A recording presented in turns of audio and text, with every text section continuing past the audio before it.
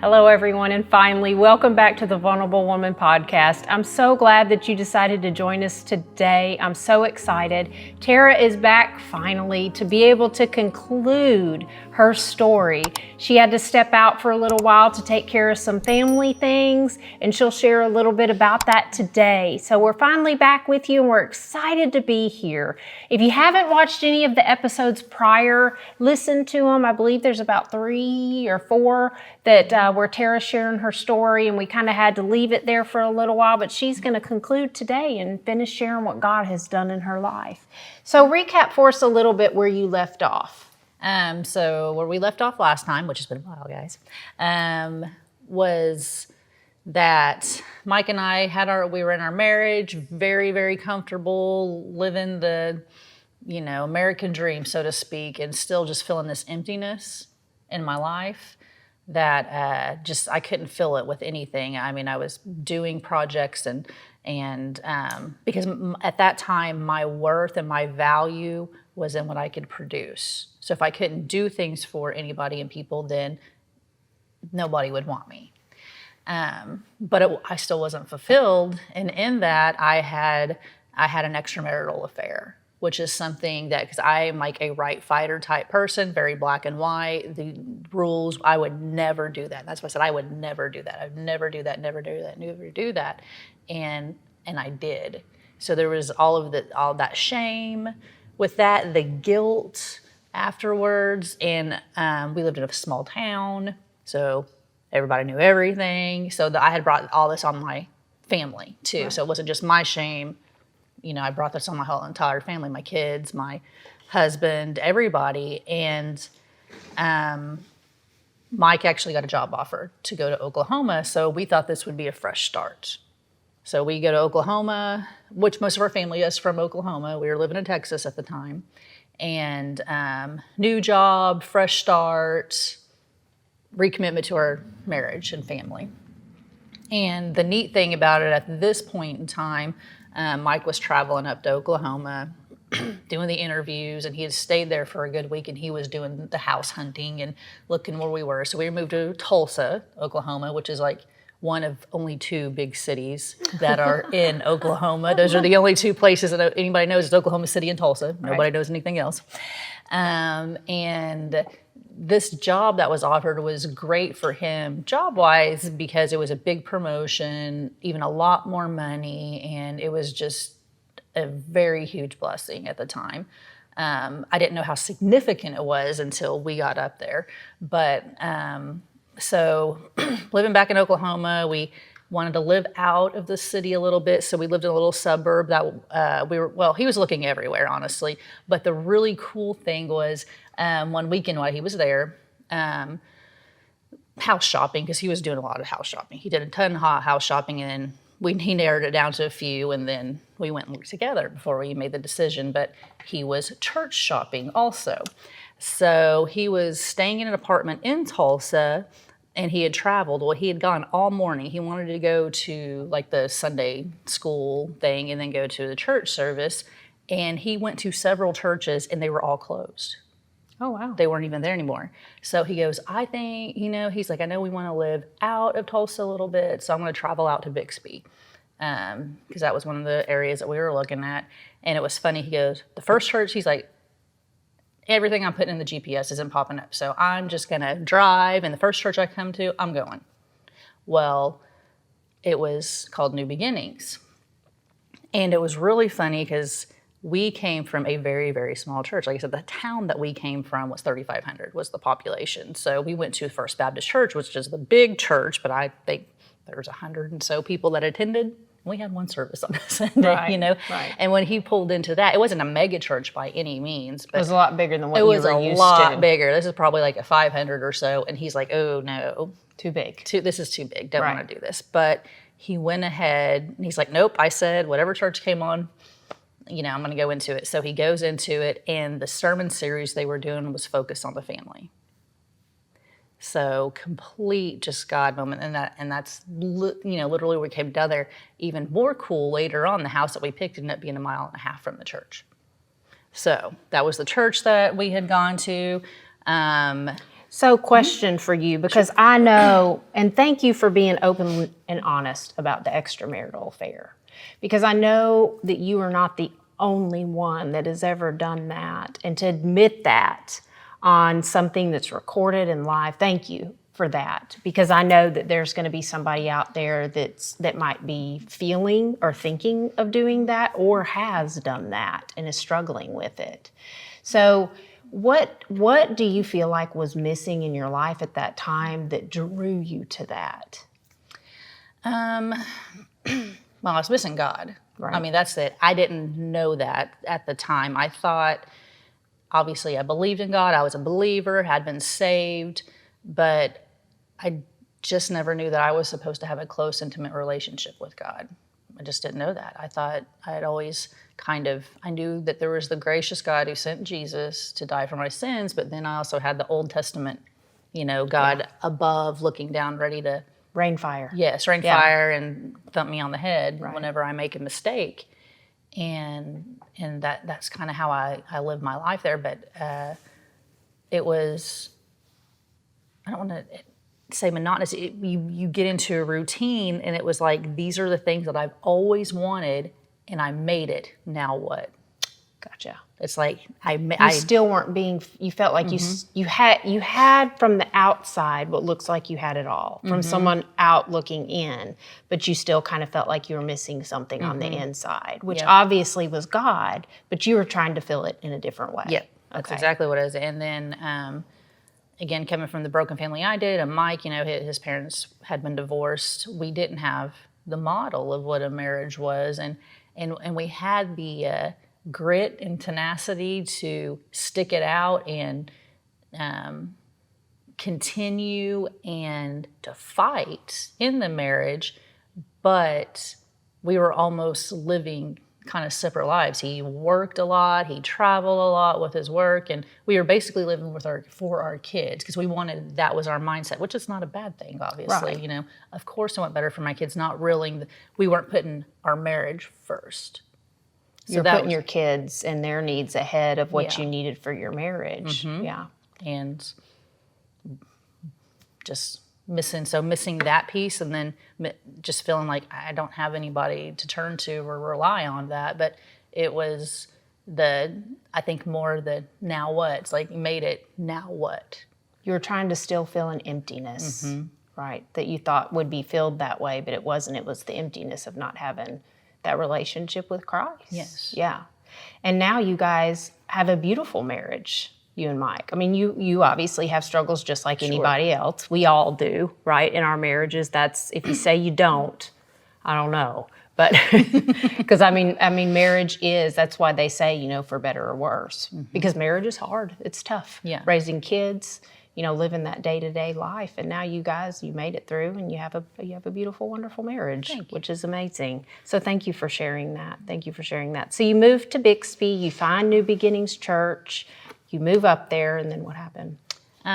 We get very involved in the church, and this was like a next step of progression in mine specifically, but I know just all around for our whole family. Just progression of really leaning into Christ. And at that point in time, I thought, I was so down, lowly, and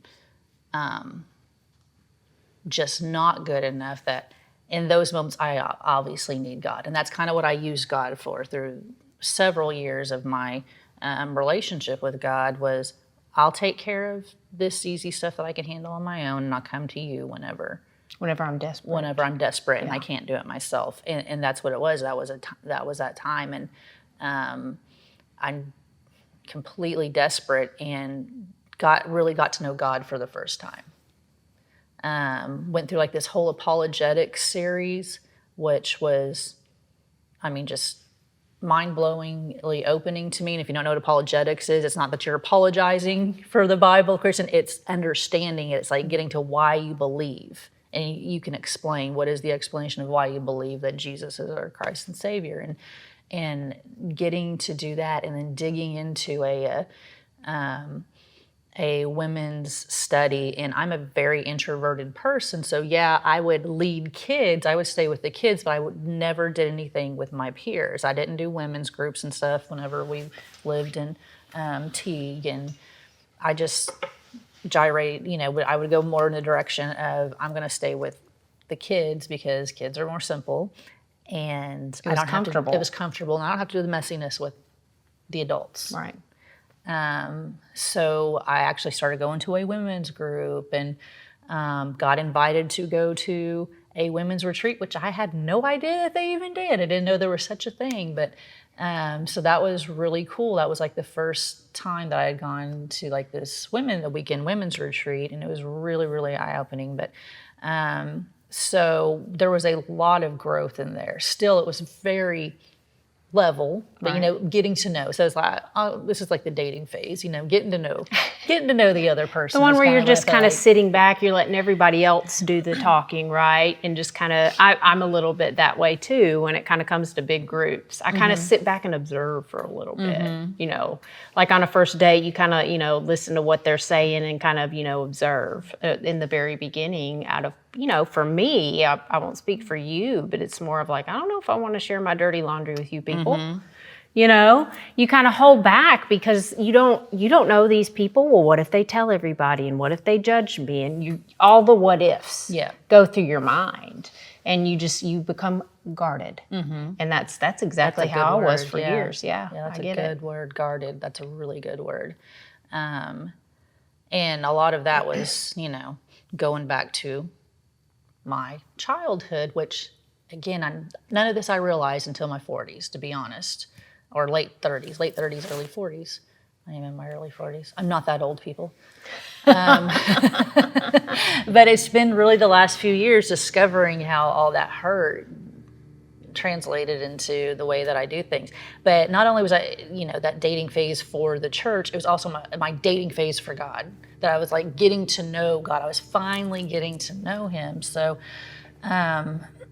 during this time where things are going really, really good, I still, though, haven't forgiven myself for the affair. Mike has forgiven me. He's, gone on, and he did everything right. He was tremendous. He wanted to go to counseling. We did counseling for a little while, and he never brought it back up. He would never bring it up because that's what it is. I love you. I forgive you. And He had moved on. I'm moving on with it, but I couldn't. Sometimes forgiving ourselves is harder than whoever we offended. They've already forgiven us, but we're holding on to it and can't forgive ourselves. It's almost harder. I mean, it's harder for me, I know, to forgive myself because you carry that guilt inside of you. And that's what the devil wants you to do. Oh, yeah. He wants you to keep feeling guilty and hold on to whatever that sin is in your life. And so that way you won't move on. Because he doesn't want you moving on for God, for sure. And the thing about it is I held on to that for 10 years before I finally started to forgive myself in that. And that's another part which we'll get to there. But during this time, there was still this hope, this fulfillment, this happiness, because again, it's kind of like that dating phase. I was really getting to know God, and I see God flourishing in my kids, like all my kids, for like the first time really getting that understanding and that grounding. And my husband even, I mean, Mike was the one who he's like, hey, maybe we should teach like, they needed Sunday school teachers for the elementary. I'm like, really?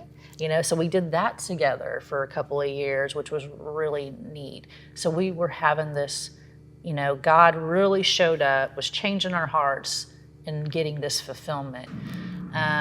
Like shortly after we get to Oklahoma, though, I think about within 6 months, I have a family member that reached out to me because him and his wife had just taken in her sister's kids, 4 of them. So my cousin, him and his wife had 2 boys, and then her sister had 4 kids. Well, they had found the baby wandering around. He had gotten out of the house in the middle of the night, and it was like December, and he's in a diaper only. Oh, wow.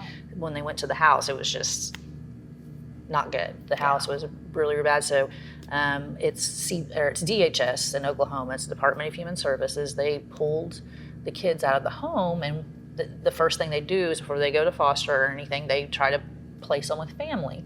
So she was the next one, which she was the more responsible of her family. I believe she was the oldest, so that kind of comes with that being an oldest. You're the caretaker, you're the responsible one. So they went to a family of 4 to a family of 8 all of a sudden in a 2-bedroom house, basically. Oh man.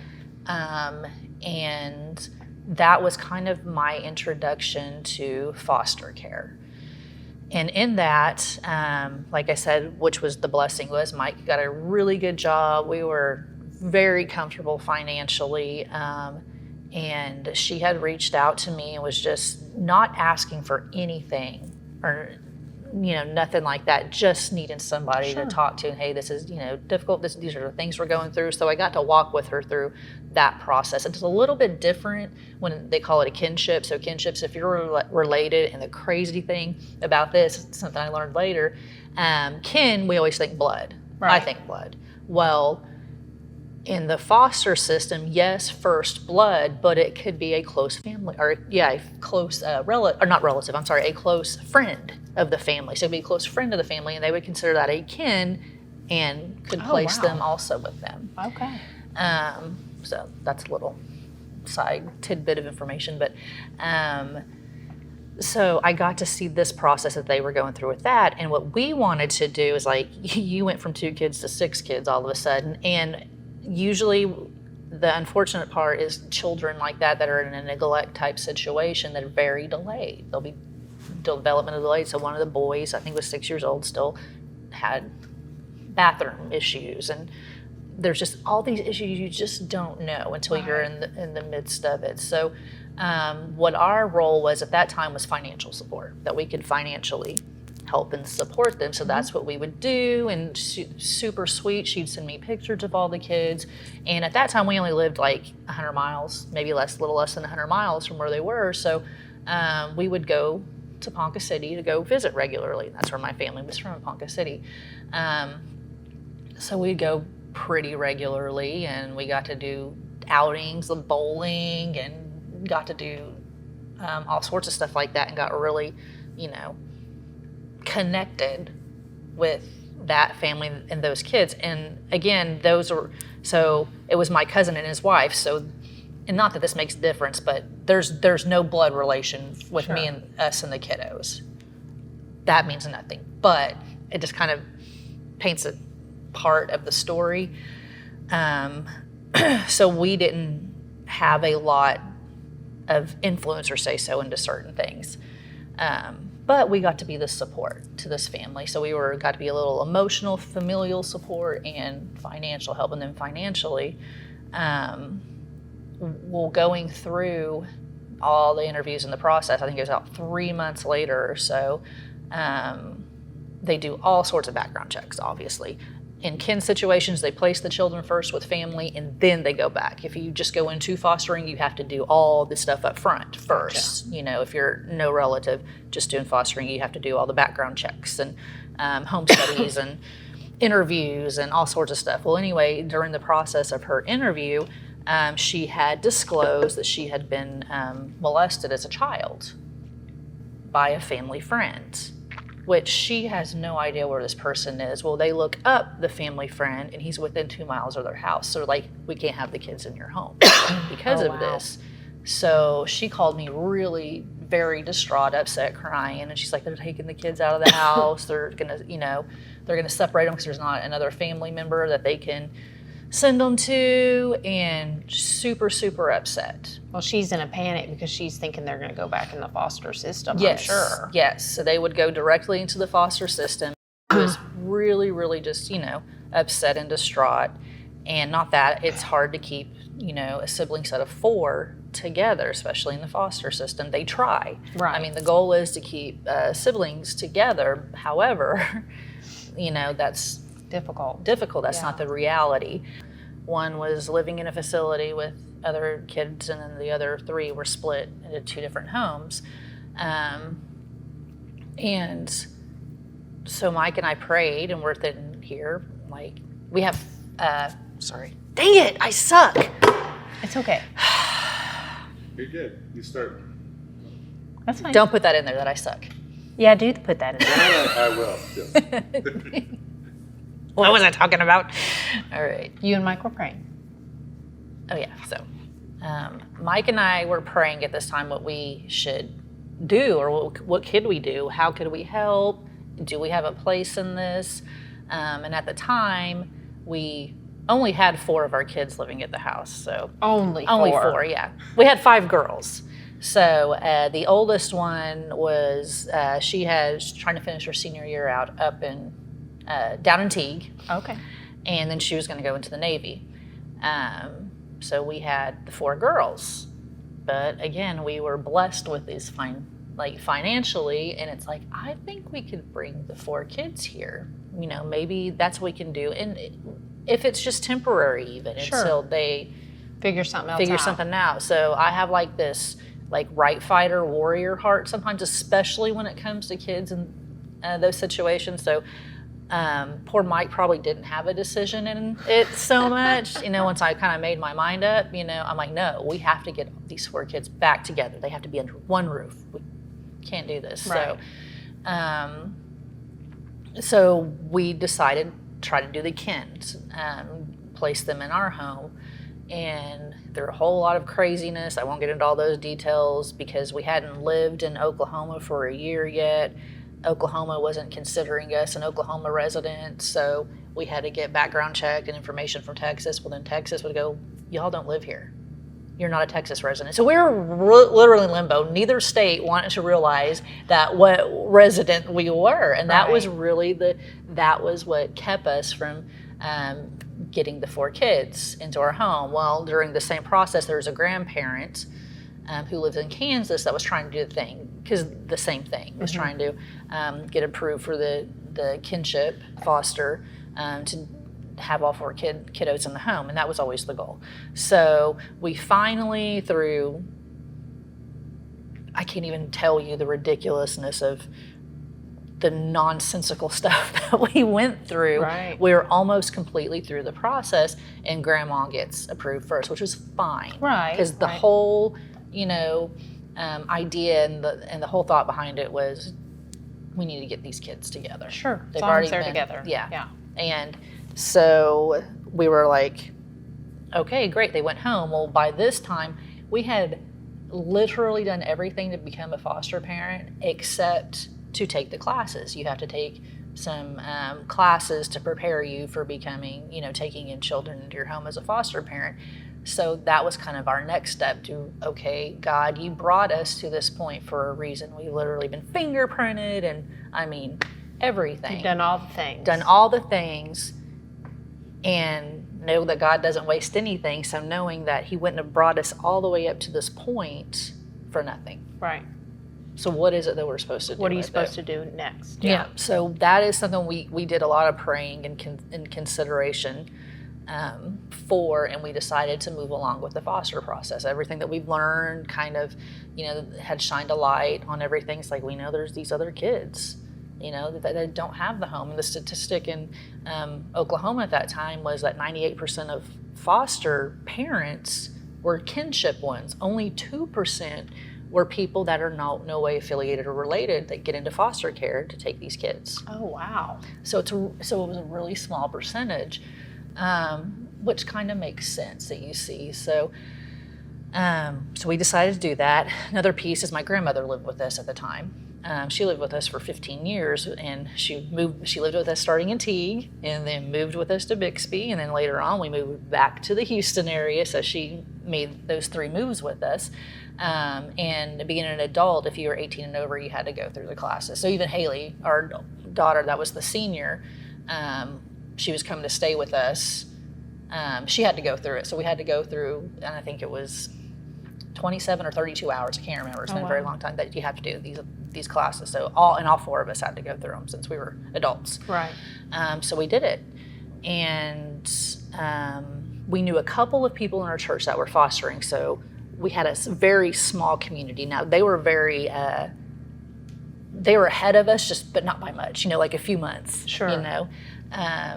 She had started out. Her name was Sandra. She had also started out as a kin. She had taken in a niece, and then now she was fostering kids that she was just in this system and wanted to, hey, I just want to continue fostering. So these were the first sibling set that she got that had no relation to her. So she was a little bit ahead of us, so I'd go to her, like, hey, what's next? What's next? Having these issues and, even some frustrations because it's all brand new to us doing that. I can't remember exactly when it was, but I know it was very shortly after we were certified, we get a phone call to take in our first foster. And she was a little girl, and she was 18 months at the time, which I learned later she had a brother also. And again, I know that things just kind of get mixed up within the foster system, and they tried to keep sibling sets together, but they were separated for some reason, and then a little bit later they were trying to get them together at that. So we were considering, we had the little girl, and we were considering taking her brother. But during the process, what I didn't expect to learn was, another big piece is I was a stay-at-home mom at the time. So whenever children are in the foster care system, there's lots of people, lots of interactions, lots of appointments that you have to go to.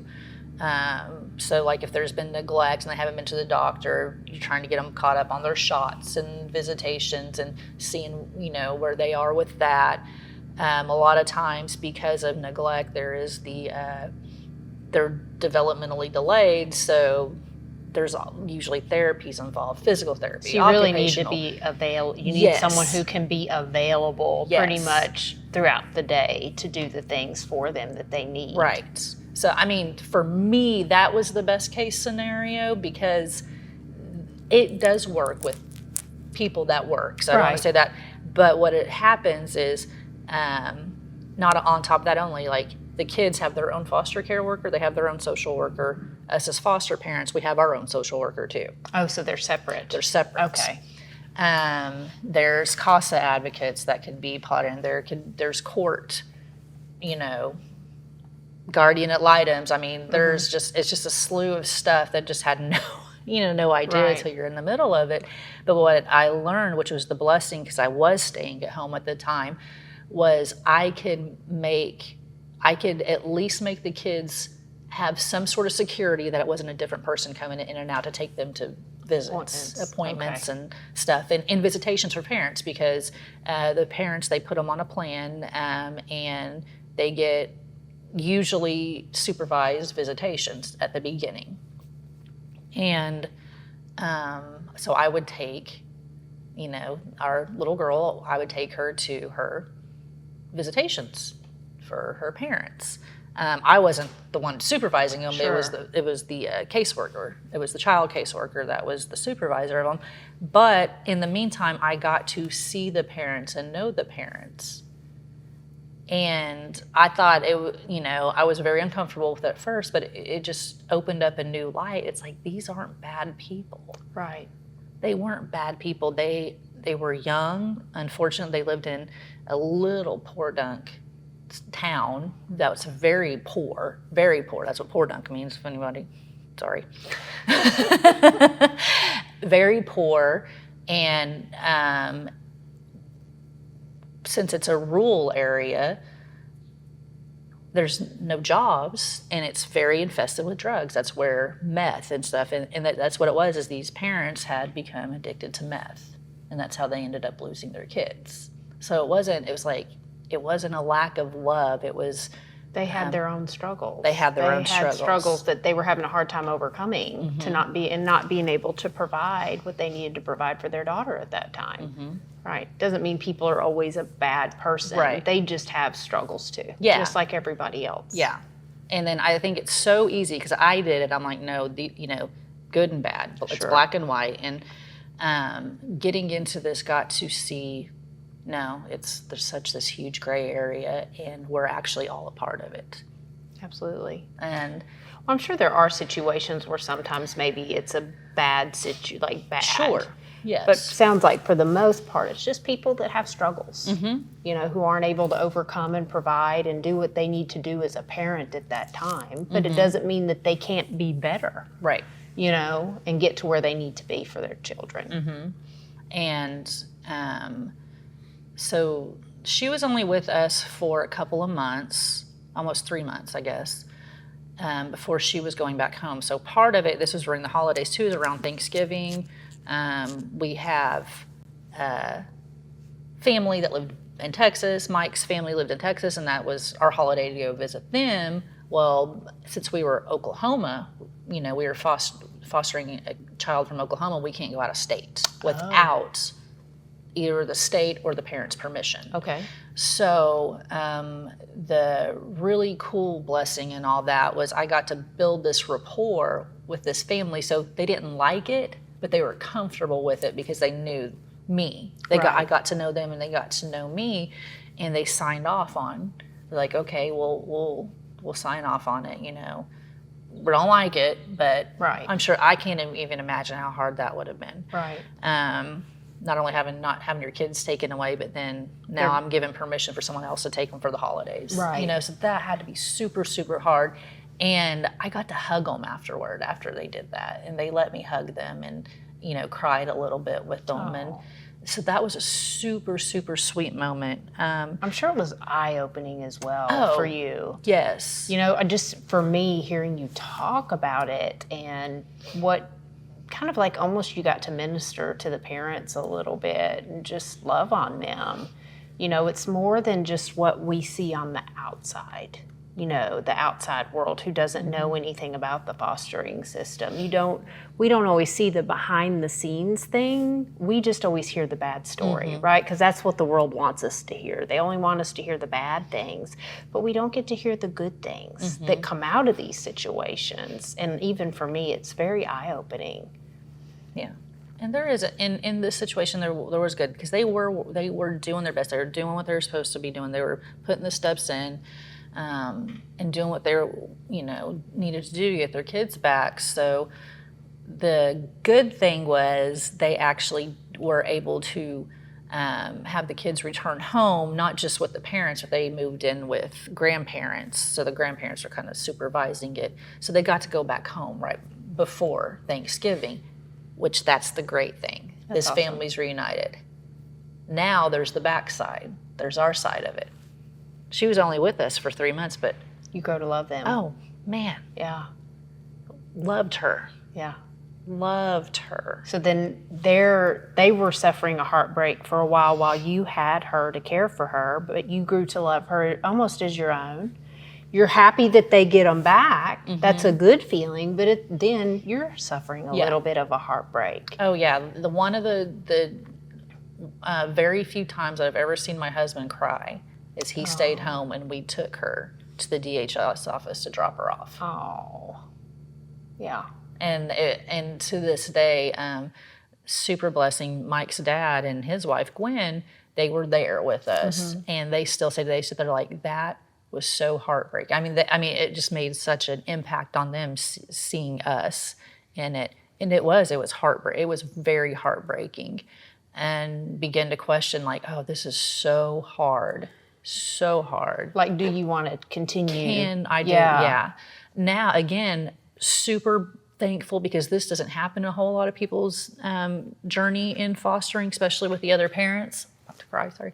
But we've stayed connected with them. So they still will send me Facebook pictures of her. Oh, that's wonderful. So you still get to see her grow and blossom and and it doesn't mean that you don't still care for her and love her. You do. Yeah. Yeah. So that was such a sweet thing that God gave to us because, again, that is not a typical story usually, which is understandable. There's a lot of resentment from the biological parents, even though it's not the foster parents' fault or they're not taking their kids away.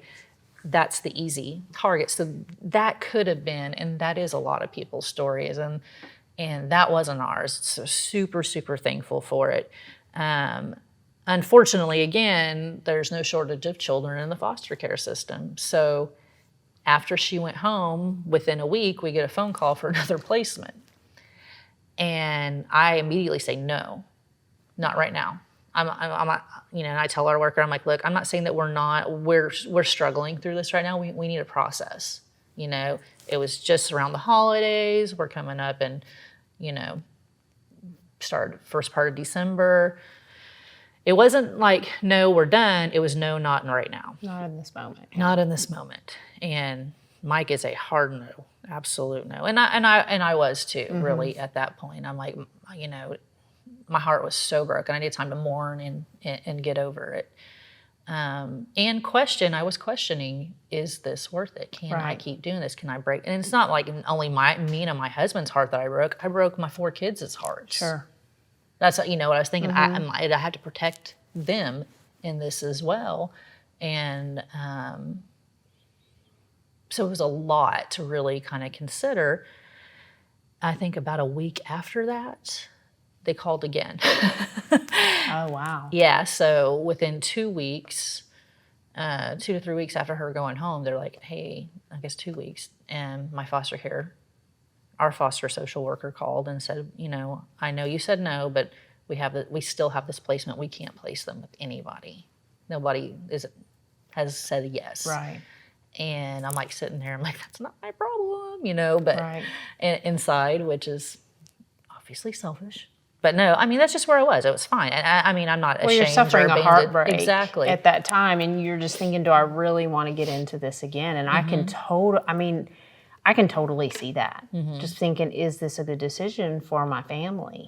You know, because, you know, you don't think about that. I didn't think about it until you just now said it. It doesn't just affect you and Mike. It affects your children that are with, you know, your biological children. It also breaks their heart, which you don't, I would have never even considered that. You know, I would have thought of you and Mike, of course. Sure, yeah. But I wouldn't think, oh, well, yeah, that's going to affect their kids too. You know, you don't, when you don't deal with these things on the daily basis, you don't really know or understand what it affects, how much it affects somebody, and what sacrifices they make for these things. So I 100% can see your feelings on that. Yeah. And then my girls were obviously, because Samantha and Alex were really young.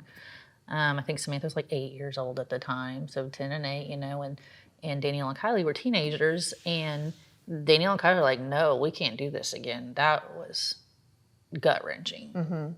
So those are the things, you know, we took into place. Well, when my social worker called and said that they weren't able to find placement, she goes, well, can I tell you their story?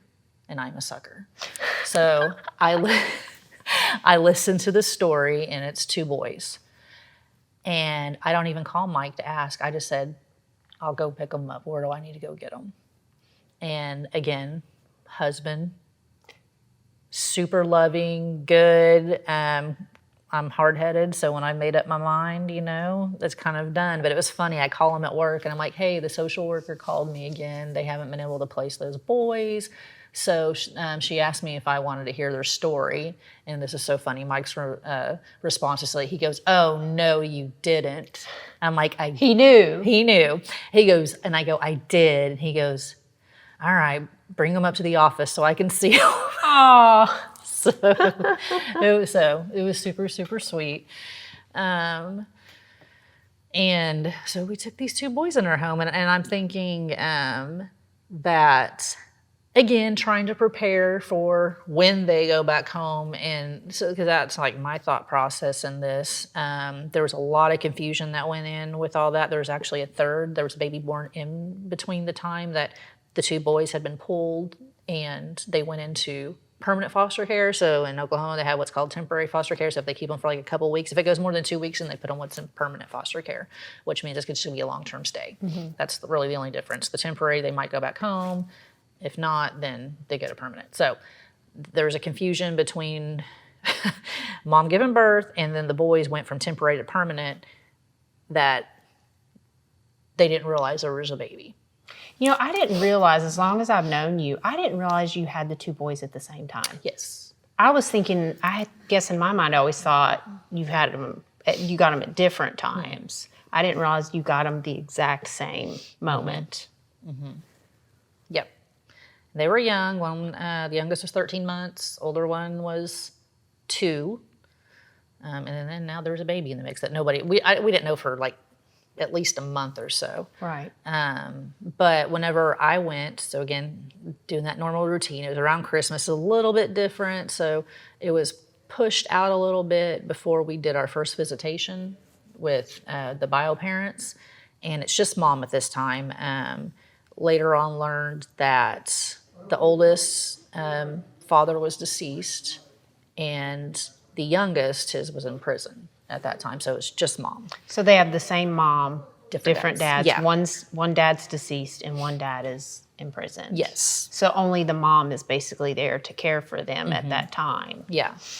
So going into that first, just know from the experience that I got with the first parents, that was I want to get to know these parents and, let them know that their kids are safe, they're in a good spot, and that I'm not the enemy. And I want to hear, their story. Well, it became very evidently clear to me whenever we were there and I was meeting their mom, that she was not capable and would not have her boys returned back to her. She suffers from what I could tell is she's a little bit mentally slow. So she isn't capable of even taking care of herself. So, I just knew at that point, and then I'm like, okay, now we're going to have to come to a decision eventually. Do we just foster and let them be adopted out, or do we adopt them? And at this time in our life, like I said, our oldest is 18 and our youngest is 8. We're almost done, baby. Right. Yeah. it would almost be like starting over again. Yes. Yeah. It'd be starting over. And you had all girls. All girls. Yeah. Yeah, had all girls. Uh-huh. And I thought it was funny. I thought that showed me God had a sense of humor, that our first foster child was also a girl. So I'm like, that's it, just girl. That's all we get. You're meant to have just girls. We're just meant to have girls. And then he got said, our I'll show bundle you. of boys. Yeah. Got our bundle of boys. So again, there a huge learning process, lots of different things. Started learning about how trauma really affects the brain. There was just a slew of information, had still no clue about.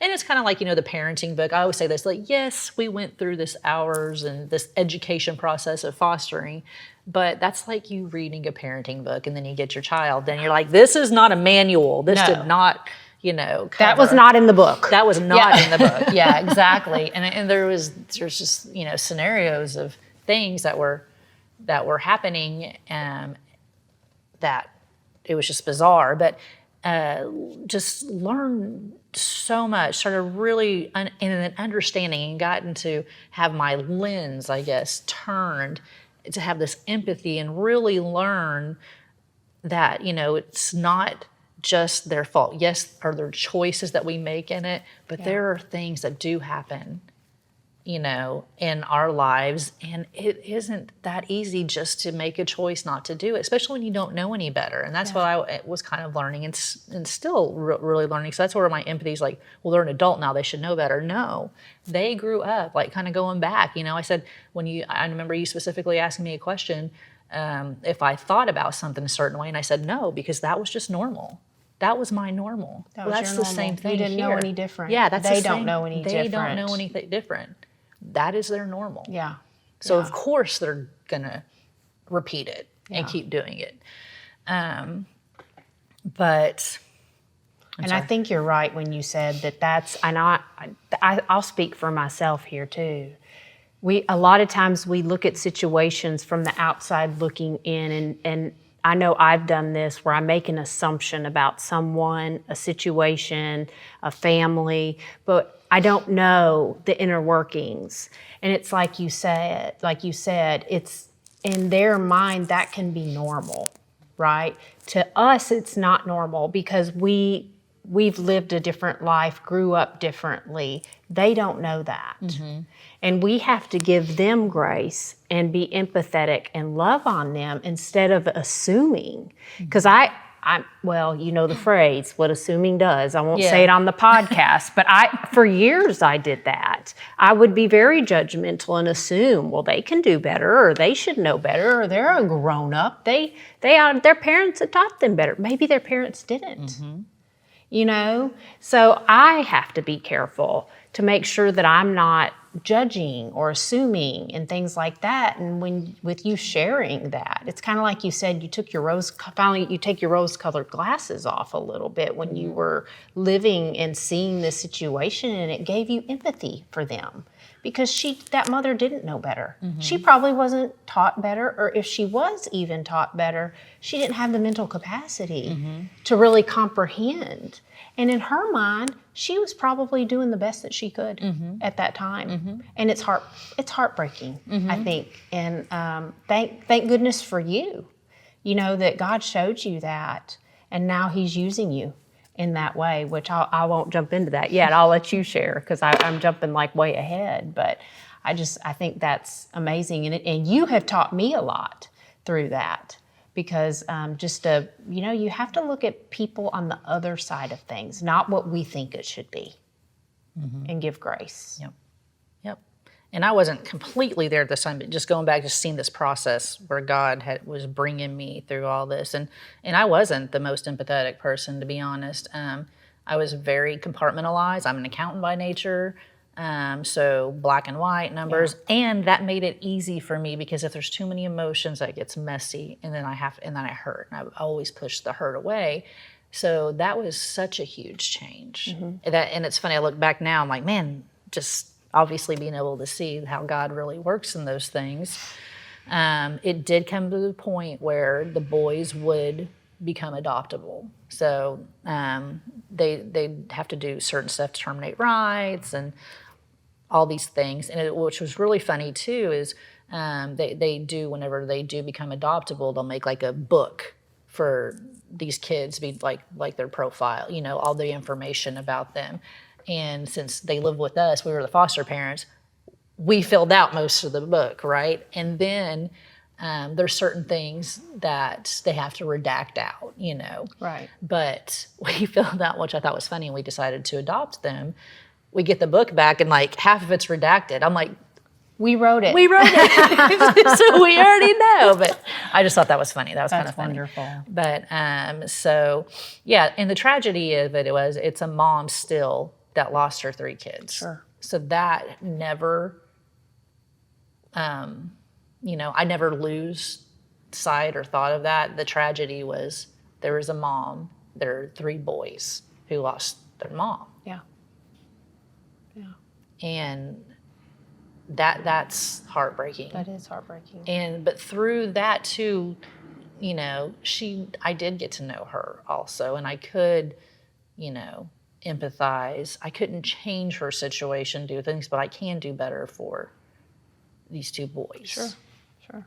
And through the process, after we decide to adopt the boys, and we're going through that process, I think it was when the oil and gas tanked at this point in time in the late 2000s. And Mike's job was on the table. So they took him into a meeting, and it was the craziest meeting ever, which I would have had a panic attack or something. Oh, but, I remember, I remember him telling us that. That is, I'll let you share, but I remember Mike sharing. Yeah, basically it's like, hey, we're shutting this office down, and there's a letter on your desk, an envelope on your desk, and basically in that envelope it's either you're being let go, or you're going to be transferred.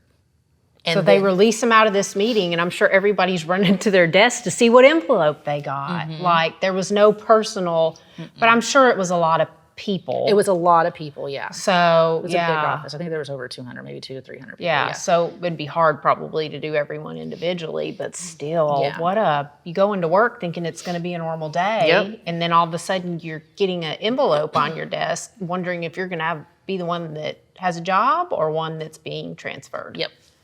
So, and then so once you've opened your envelope, they're like, if you're being let go, you'll go to this place for a meeting. If you're offered a transfer, then you go to B, other place for a meeting. So Mike opens his as a transfer, thankfully. And he said that when people were going to the meetings, he said it was like a quarter or a third that were being offered transfer offers. Everybody else was being let go. Oh, wow.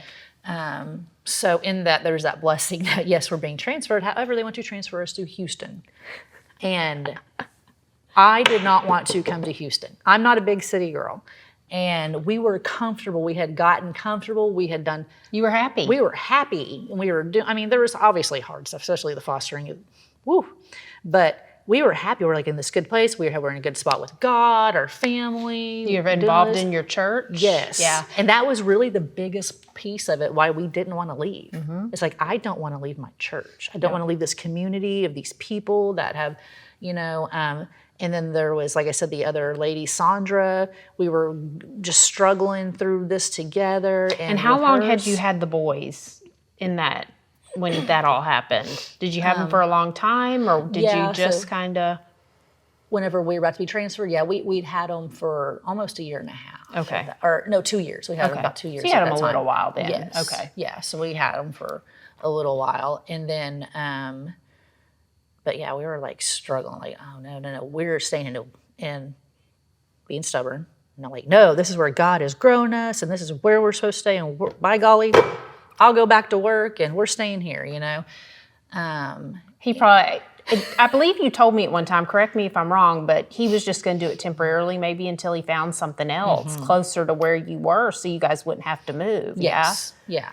So for about 6 months, he would take the transfer, come to Houston, stay in a little dumpy extended stay place, and then come home he was coming home almost every weekend at that time, which was not what we had talked about or discussed, because I knew that would be super exhausting for him, but that's what he wanted to do, and he did it.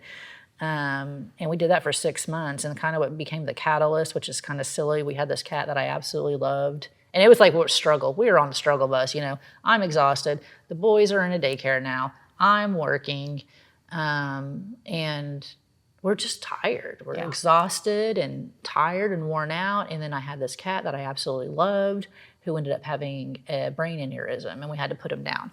So Mike was gone when all that happened. And I just called him crying, because at this point in time, we hadn't put the cat down, and we were really trying to so the aneurysm is kind of like a stroke, so he couldn't move a lot, but I thought he was getting a little bit better. Well, then he had another one, and then they're like, you're going to have to put him down. He's not going to recover from this. And I am like devastated, because I loved this cat. And I remember calling Mike, and I'm like, because we'd always said, hey, if it gets too much, we will let the other one know, we'll make the move. And I called him bawling, and I'm like, okay, I'm done. I'm tapping out, Waving the white flag. Well, I'll do it. I'll move. I'll do it. Yeah. So when he comes down, because I think it was close to the weekend, so he took the cat to go have him put down. We tried to make him comfortable, and then we decided to make the move to Houston, very obviously reluctantly.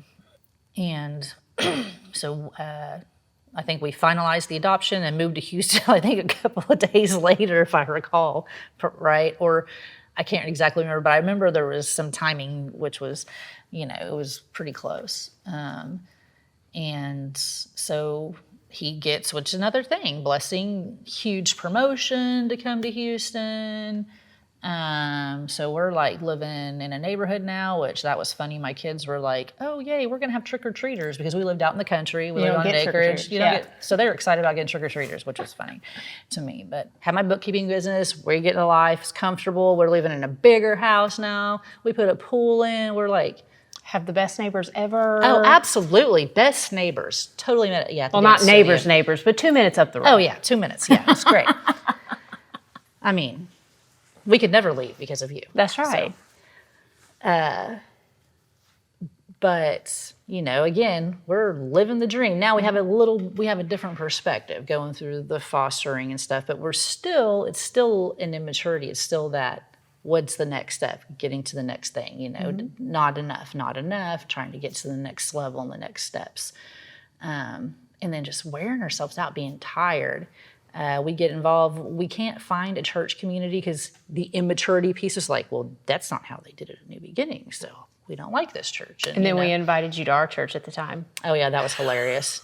I mean, that should have just brought me back even more, going to that one. But, yeah, so we were doing some church shopping. Oh, man. God. You guys know, have you ever invited someone to church? Like someone, one of your friends, and maybe they don't go to church at the time, and then your pastor decides to preach like this really like weird sermon that they wouldn't probably normally preach, but that's the Sunday you invite your friends. That was when we invited you guys. Yep. And I will never forget that because Jeremy and I just kept looking at each other like, Yeah.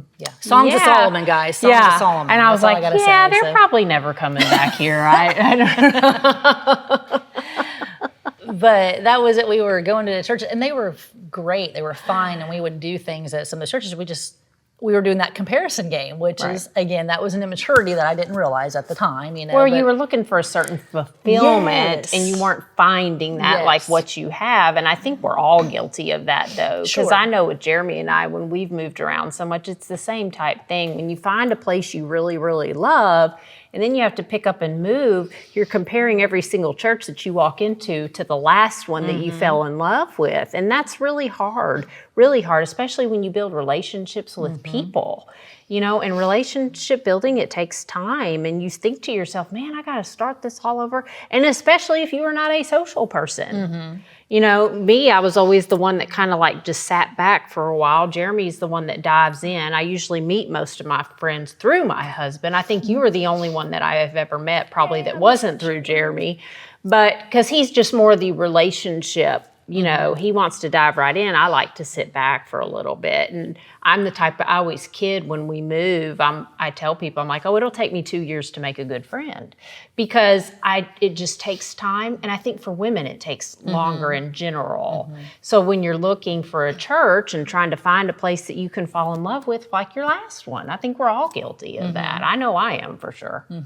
Yep. So fast forward, we've lived in Houston now for about 5 years, and we're comfortable. Yeah. And God always shows up to disrupt the comfort. And that started with, I actually got a phone call from my executive pastor from New Beginnings at the time, back in Oklahoma, that he had taken a position here in Cyprus, and he saw my bookkeeping business and he needed a bookkeeper. So I come here because we are established in a church again, but there was nothing wrong. I loved the pastor. I loved his teachings. I mean, he had a thing about putting, the meat on the bones of scripture and the stories and the content in the back. So, and I love that. That's like one of my biggest things. I love that. So not looking to go to a different place or anything. We're comfortable. We're comfortable, And I'm like, okay, this is a job. And I'm like, hey, this is a nonprofit. That's kind of out of my realm. I'm learning, if you're willing to let me learn on the job type thing, then we'll go in, dive in, see how it looks. So I take on them as a client, take this church, Sci Life Church, on as a client, and just doing their bookkeeping. And I would, literally I came in like through the back door once or twice a week and would just leave, do what I needed to and leave. Like again, the introvert, and I'm great with that. And you're a client and I'm just here to do a job and I'm gone, you know? About a year after I had been doing that for just contract work, they had offered to bring me on full time. And part of being brought on full time was going through a DS1. They wanted all their employees to go, which is the Discipleship 1, just to learn the DNA and the structure in that, like what is the core of their value system here. And I'm like, okay, and I'm thinking, do it. It's your check box. Checking it off.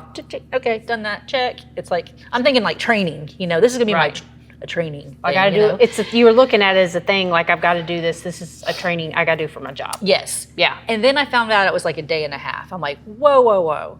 That's a lot of time to give up. And they said I can invite my husband. Like, oh, you can bring Mike with you. So I voluntold my husband. You're like, you're coming with me. Yeah. I think I texted you. If I remember right, I think I texted you that weekend to do something or get together or something. You're like, I can't. I'm doing this like day and a half thing. And I'm like, a day and a half? Yep. I think, and I was like, oh my word, but that bit me later, but Yeah, yes, it did. But yeah, so that's what it is. And the thing is, I'm like, oh yeah, if I'm bringing I'm like, if I have to suffer through this, Mike's going to suffer too. you can suffer with me, you know. Jokingly say suffer now. Went through it, just a whole new perspective on what God intended in the relationships and the community and how we're supposed to do life and how he actually modeled it. And it's like, oh my gosh, how did I miss this? I mean, it was just so eye-opening for both Mike and I. It is life-changing. It was life-changing. It's life-changing. And people, I remember you had told me that, and I was like, yeah, whatever. Mm-hmm. And I think Terry told you that, told me and you kind of were like, okay, whatever. I think you and I kind of had the same reaction. And I remember my husband even saying to me before we went into it, he's like, babe, go in with an open mind. I'm like, okay, whatever. Yeah. You know, type thing. And it truly really was life-changing because you and I both been through it at separate times, but it changes your perspective on so much. And that is where I really learned to be vulnerable. Yep. Oh, same. Yeah. That was just a huge, because even in this whole thing that we're doing this whole time, this processing, go back, I still hadn't forgiven myself for the affair. And it would pop up every once in a while in arguments and discussions with Mike. And it wasn't, like I said, it wasn't him bringing it up, it was me. Right. And he even said that one time, he's like, when are you going to forgive yourself? And I'm like, I can't forgive myself. How could I forgive myself? And that's what becomes important later, because again, what I do with shame is I push it down, and I'm not going to share that with people. You know, I'm not. I don't want you to see that. It's like I always say, you put it in that little box and you put the lid on it. That's what I do. And then you just kind of tuck it back behind there so you don't have to open it up and deal with it. It's just in there, and it's still there in the little box, but it's got the lid on it, so I don't have to deal with it right now. Yep. Yeah. Yep. And sometimes, unfortunately, what I've done, just looking back on so many things, I have suppressed it so much that I have literally forgotten it sometimes.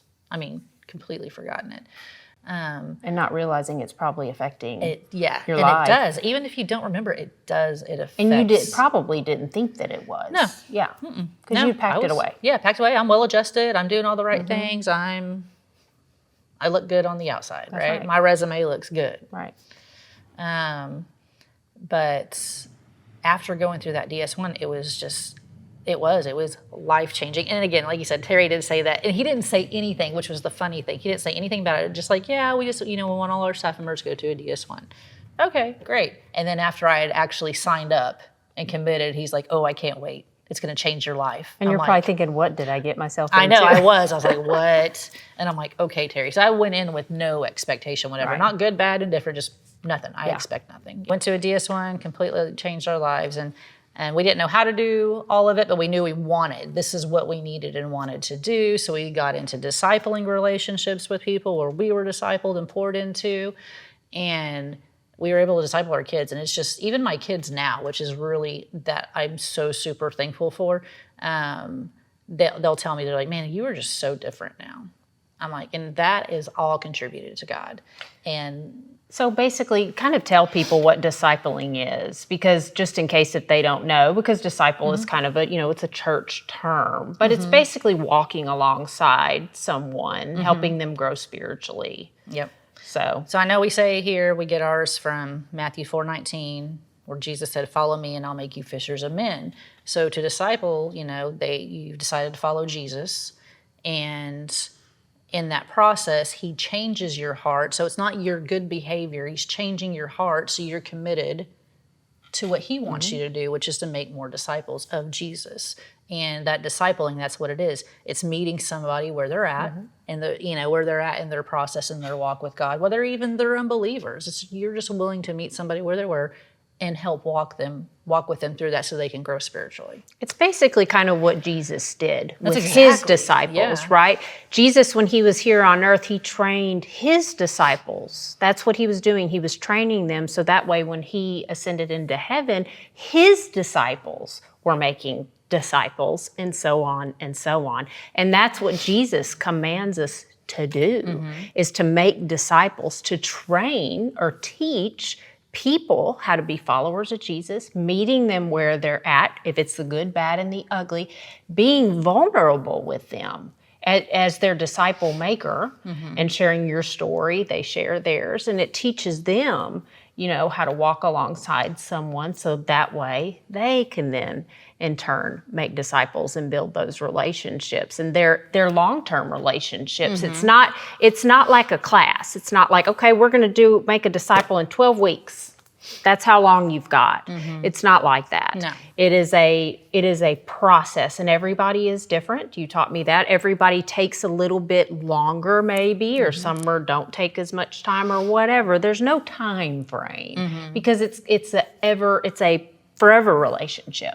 It just may be, you're not meeting every week or whatever it looks like, but it is a long process. So I asked her to share that because that term gets used quite a bit, and I want you guys to really understand what that means and how important that is in our walk with Christ and hopefully in yours. So. Yeah. And the thing about it is what I really learned is I was trying to do it all alone or within my family, this family unit, I'm walking with God here. But no, he had plugged in like Sandra, and there was a couple of other fostering parents, and there were things that we shared pieces of myself to be vulnerable about, but I would never let anybody see the whole picture of me because there was so much shame in that, and in a part of the not just discipling, but just growing that relationship with God. It's not you do it by yourself with God, you do it with people.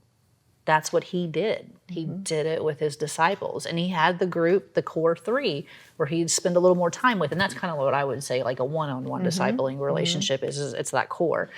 And we also got involved. So part of that, we got involved in a small group. And this is where the whole huge heart change and vulnerability came in.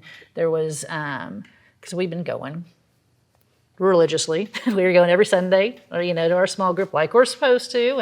And there would be good. It's like, oh yeah, that one was good. That was great. There would be good moments. And there's this one super, super just impactful. You could just tell it was just totally different how the Holy Spirit showed up and was impacting everybody's hearts in that. And there was a lady that shared something openly and vulnerably that was heart-wrenching. And then I just felt it in my heart. It's like, you need to confess your sin. You need to confess the affair. Because I think I had told you, and you're about the only person I'd ever told.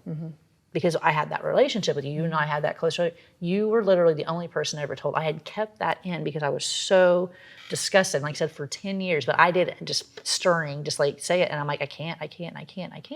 And then, of course, my thought was, Mike's with me. I'm going to embarrass my husband. I can't do that to him, right?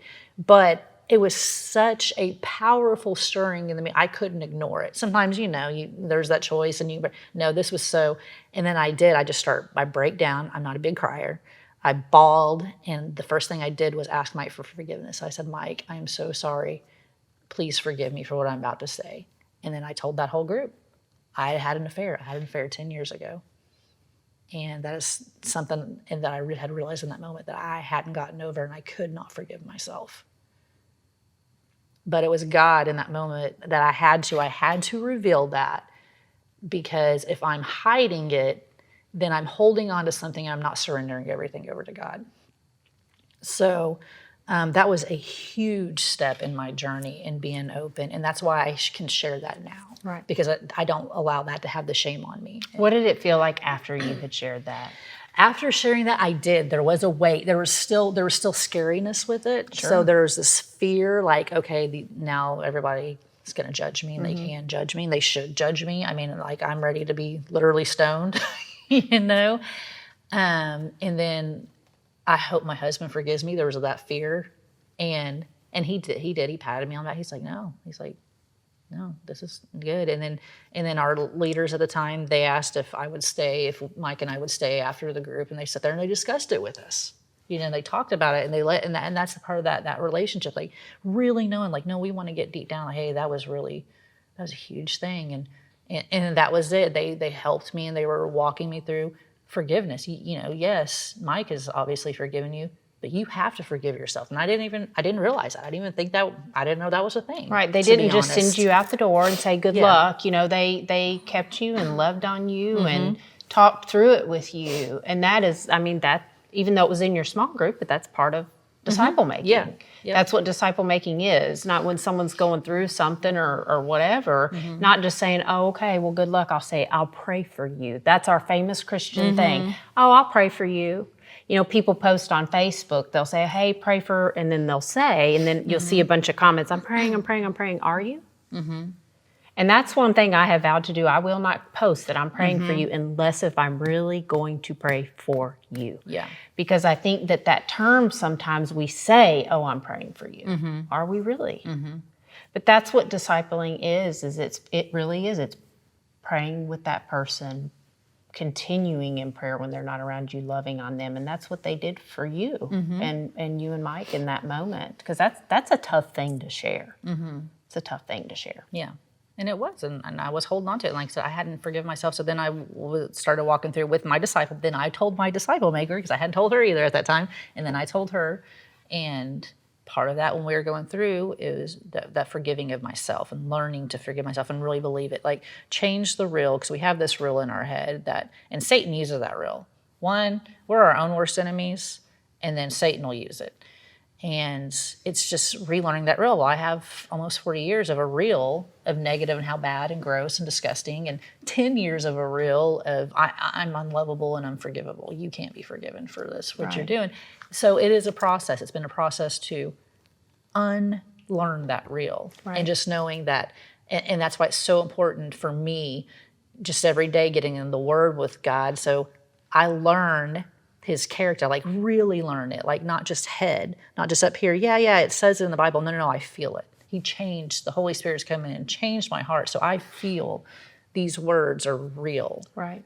Has been the huge change for me. And I'm able to, now I have this lens where I see this, I can see that better in other people and be more forgiving. And I have a hard time forgiving myself. I think I'm my own worst critic, and I think most people are, but that has been, hugely different. And we've gone through, and things have not been roses ever since that we went through that deal. I'm kid you not, I think like 2 months after we went through the DS1, I blew my knee out. Like I tore my ACL and my meniscus, and I had to have a major surgery. And at the same time, my husband's learning he's disabled.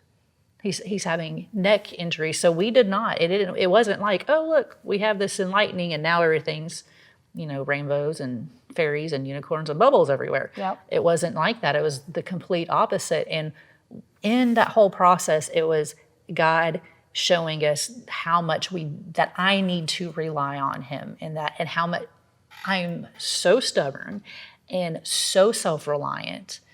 And he broke it down pieces. It wasn't all at once, because if all of this would have happened at once, I would have, crumbled under the pressure, I think we all would.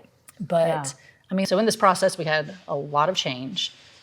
Grandma had moved back to Oklahoma. We had downsized. We had to sell our house because since Mike went on disability, we lost 40% of our income, or we knew it was coming. We knew it was coming down, so we were trying to prepare.